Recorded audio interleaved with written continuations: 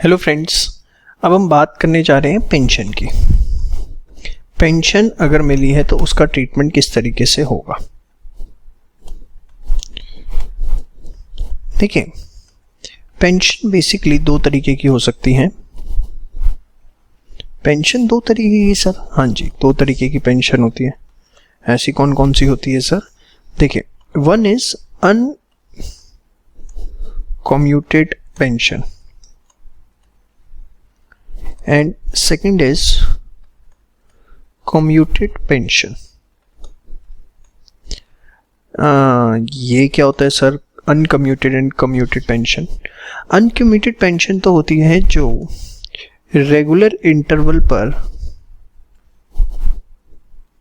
Receive की जाती है, on regular interval received by assessee, जो मंथली या क्वार्टरली या हाफ ईयरली जैसे भी आती है। ठीक है, मंथली या हाफ ईयरली जैसे भी। ठीक है, जबकि अनकम्यूटेड पेंशन के अंदर क्या होता है? Cumulative pension is received by assessee. मतलब असेसी कहता है कि मुझे हर महीने पेंशन नहीं चाहिए, आप मुझे एक सिंगल सम ऑफ मनी एक बार में दे दीजिए। ठीक है, that is cumulative pension is received by assessee. और ये जरूरी नहीं है कि वो सारी की सारी क्यूमुलेट करवाए। फॉर एग्जाम्पल, मैं यहाँ पे इसे खराब नहीं करना चाहता। एग्जाम्पल, सपोज मिस्टर एक्स है, ठीक है, उनको पेंशन मिलती है से 10,000 पर मंथ। अब उन्हें कुछ पैसों की ज़रूरत थी, तो उन्होंने क्या किया, अपनी सपोज 60% पेंशन जो है वो कम्यूट करवा ली। तो 60% पेंशन कम्यूट करवाने का मतलब क्या है कि सपोज उन्हें 60% पेंशन कम्यूट करवाई और उन्हें 2.5 लाख रुपए मिल गए। ठीक है, तो बाकी जो 40% है, दैट इज 10,000 का 40% 4,000 पर मंथ उनको मिलता रहेगा। ठीक है, तो वो जो रेगुलरली उनको मिलता रहेगा वो कहलाएगी क्या? Uncommuted pension. ठीक है, और जो उन्होंने एक लमसम अमाउंट ले लिया, जितने परसेंट के लिए, एक जो उन्होंने लमसम अमाउंट ले लिया जितने परसेंट के लिए, जैसे 60% पेंशन उन्होंने कम्यूट करवा ली 2.5 लाख रुपए लमसम में, वो कहलाएगी कम्यूटेड पेंशन। समझ में आ गया आपको? होपफुली कोई डाउट नहीं है कि कम्यूटेड क्या होता है और अनकम्यूटेड क्या होता है। अनकम्यूटेड जो होता है फुली टैक्सेबल है, कोई इसके अंदर किसी भी तरीके का एग्जेम्पशन अवेलेबल नहीं है फॉर बोथ, चाहे गवर्नमेंट एम्प्लॉय है, ठीक है, चाहे वो अदर एम्प्लॉयज हैं, दोनों के लिए ये फुली टैक्सेबल है। हाँ, अगर पेंशन आप कम्यूट करवा लेते हैं तो कुछ एग्जेम्पशन है, वो भी डिपेंड करता है कि आपको ग्रेच्युटी मिलती है या नहीं। इन रिसिप्ट ऑफ ग्रेच्युटी, मतलब आपको ग्रेच्युटी मिलती है या आपको ग्रेच्युटी नहीं मिलती। नॉट इन, मतलब असेसी को आपको बोल रहा हूँ मैं, not in receipt of gratuity. जो असेसी है उसे ग्रेच्युटी मिलती है या उसे ग्रेच्युटी नहीं मिलती। अगर ग्रेच्युटी मिलती है तो उस केस के अंदर तो जो एग्जेम्पशन है वो मिलेगा 1/3 multiply by commuted value of pension. Pension receive का नहीं कह रहा, मैंने लिखा है कम्यूटेड वैल्यू ऑफ पेंशन। अब आपके लिए ये थोड़ा सा एक नया टर्म है, इसको मैं भी समझाता हूँ आपको।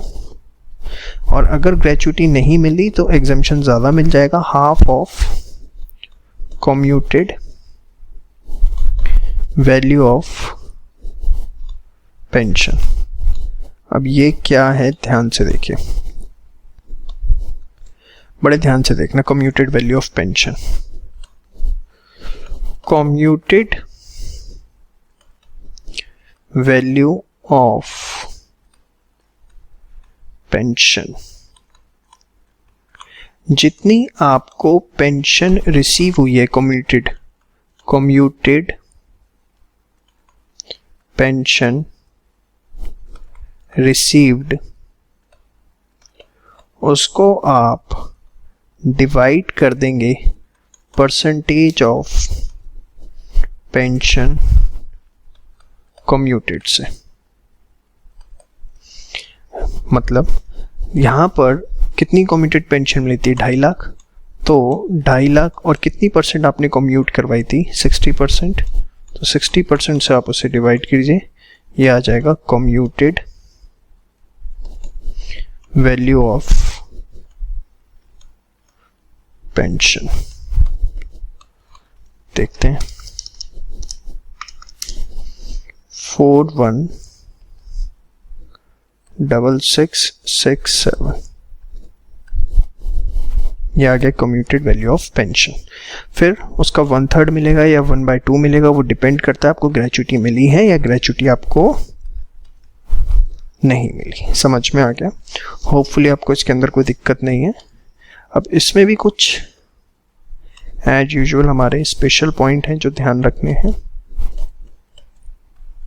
कौन से स्पेशल पॉइंट इसके अंदर हमें ध्यान रखने हैं? सबसे पहले फैमिली पेंशन अगर मिल रही है, family pension received by legal heir is not taxable under head salaries, क्योंकि वो एम्प्लॉय को नहीं मिल रही। अगर फैमिली पेंशन मिल रही तो वो सैलरी हेड के अंदर टैक्सेबल नहीं है। वो टैक्सेबल कहां पर है? Taxable under head. और उसके बाद सेकंड पॉइंट जो आपको इसके अंदर मेन ध्यान रखना है, पेंशन अगर मिल रही है यूएनओ से तो वो एग्जेम्प्ट है। कोई भी, जी हाँ, कोई भी पेंशन अगर आपको यूएनओ से मिल रही है तो वो एग्जेम्प्ट है। ठीक है। और तीसरा एक मेजर पॉइंट है, commuted pension received from pension fund. अगर पेंशन फंड से जो कि एस्टेब्लिश किया है एलआईसी ने या किसी भी अप्रूव्ड इंश्योरर ने, ठीक है, तो ये कंप्लीटली एग्जेम्प्ट है अंडर सेक्शन 1023 A क्या सेक्शन आपको याद नहीं रखना, फॉर ऑल एम्प्लॉयज। ये ध्यान रखना थोड़ा, ये बहुत बार पूछ लिया जाता है। This is the important point. LIC commuted pension मिली है पेंशन फंड से जो कि एलआईसी का था या अप्रूव्ड इंश्योरर का था किसी भी, तो वो पूरी एग्जेम्प्ट है। ठीक है। तो ये बेसिकली आपने पूरा का पूरा पेंशन से रिलेटेड पॉइंट्स करे मेरे साथ। चलिए अब इसके हम न्यूमेरिकल देखेंगे। चलिए क्वेश्चन करते हैं। Rani is entitled to get a pension of 1500 per month from Raja limited. Rani को राजा से पेंशन है। She get 3/5 of the pension commuted and receives ₹90,000। 3/5, तो सबसे पहले अगर परसेंटेज वाइज देखें, परसेंटेज ऑफ पेंशन कम्यूटेड, तो 3/5 को 100 से इंटू कर दो आप, 60%। 90,000 मिले। Compute the taxable portion of commuted value of pension when she does not receive gratuity. Does not receive gratuity.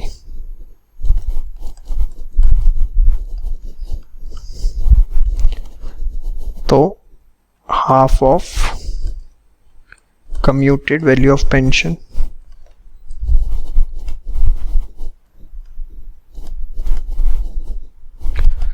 Commuted value of pension कैसे निकलेगा बताओ? जितना पेंशन मिला है डिवाइडेड बाय 60% इज 1,50,000, यही बताया था। तो सीधे हाफ ऑफ 1,50,000 कितना आ गया? 75,000। तो यहाँ पर टैक्सेबल वैल्यू निकालनी है। टैक्सेबल पेंशन कितनी रिसीव हुई है? 90,000। एग्जम्पशन कितना है? 75,000। तो ये कितना हो गया? 15,000। B point receives gratuity.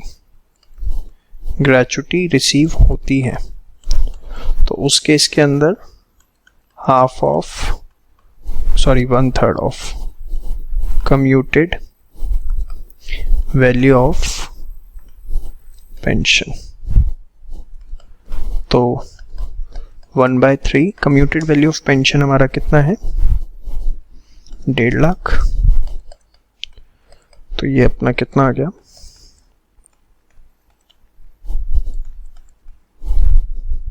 50,000। ठीक है जी।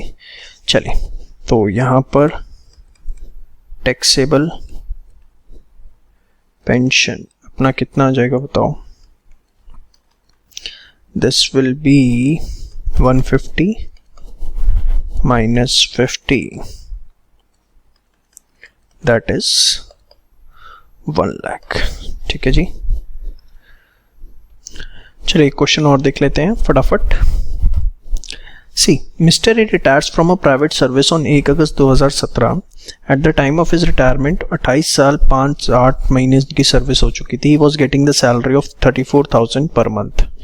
पेंशन उनकी थी 10,000 पर मंथ अप टू 31 दिसंबर। 1 जनवरी 2018 से उन्होंने 4/5 पेंशन कम्यूट करवा ली 12 लाख में। ग्रॉस सैलरी बतानी।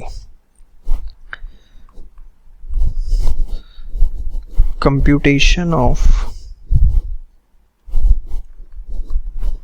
gross salary